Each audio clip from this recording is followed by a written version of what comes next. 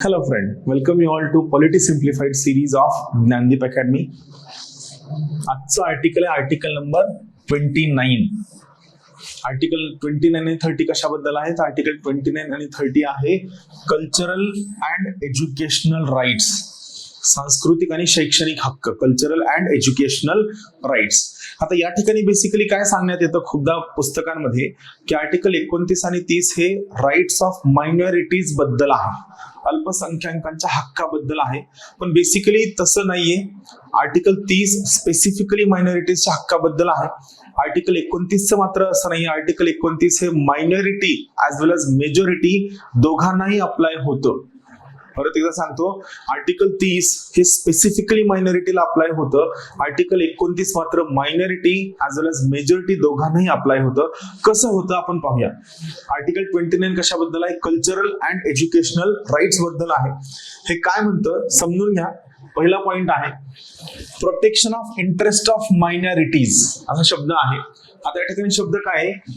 Any section of the citizens. दोन शब्द आहेत इथं. पहिलं काय आहे? एनी सेक्शन आणि दुसरा शब्द काय? सिटीजन्स. याचा अर्थ काय? Article 29 is applicable only to the citizens of India.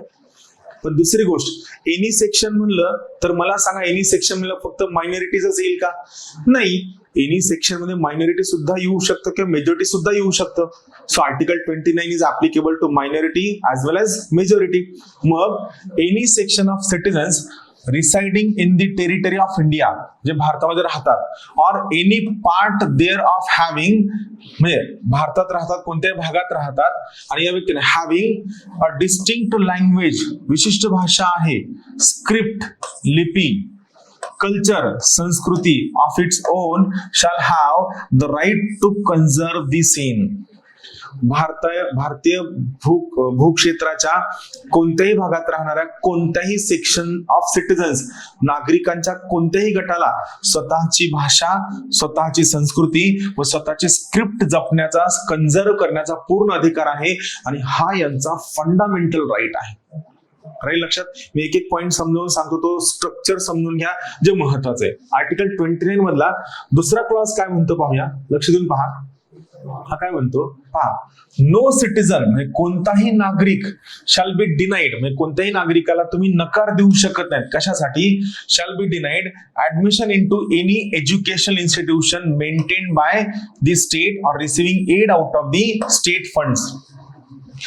कोणत्याही नागरिकाला तुम्ही अशा शैक्षणिक संस्थांमध्ये प्रवेश नाकारू शकत नाहीत ज्या शैक्षणिक संस्थेला मेंटेनन्स सरकार करतं किंवा ज्याला मदत सरकारी फंडामधनं मिळते. कोणत्या ग्राउंडवरती?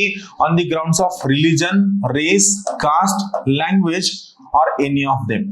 म्हणजे 1, 2, 3, 4 या 4 कारणांवरनं तुम्ही कोणत्याही नागरिकाला एखाद्या इन्स्टिट्यूशन मध्ये, ज्या इन्स्टिट्यूशनला मदत सरकारी फंडामधनं मिळते किंवा ज्या इन्स्टिट्यूशनचं मेंटेनन्सच, जी संस्था चालवलीच जाते सरकारी फंडामधनं, या ठिकाणी तुम्ही प्रवेश, ऍडमिशन नाकारू शकत नाही. No citizen shall be denied admission into any such institution. Thank you.